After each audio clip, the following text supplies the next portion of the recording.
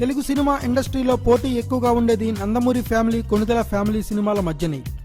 ఇటు సినిమాలలోనే కాకుండా అటు రాజకీయాలలోనూ ఈ రెండు కుటుంబాల మధ్య పెద్ద పోటీనే ఉంటుంది.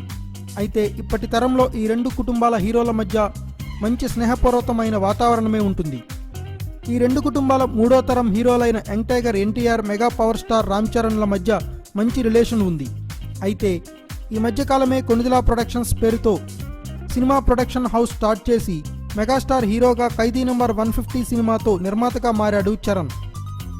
అయితే ఇప్పుడు ఆ ప్రొడక్షన్ హౌస్లో బయటి హీరోస్తో కూడా సినిమాలు నిర్మించాలనే ఆలోచనలో ఉన్నాడట. ఆల్రెడీ 2-3 సినిమాలు శర్వానంద్, అఖిల్తో చేయడానికి నిర్ణయించుకున్నాడట. ఆ తర్వాత 4వ సినిమా మాత్రం యంగ్ టైగర్ ఎన్టీఆర్తో చేయాలనే ఆలోచనలో ఉన్నాడట చెర్రీ.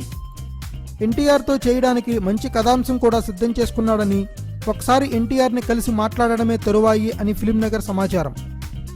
చెర్రీతో ఉన్న స్నేహం కారణంగా ఎన్టీఆర్ కూడా ఒప్పుకునే అవకాశం ఉందని అంటున్నారు. ఇదే కనుక జరిగితే కలెక్షన్స్ పరంగా సునామీ సృష్టించడం ఖాయం. Thanks for watching. Please subscribe our channel.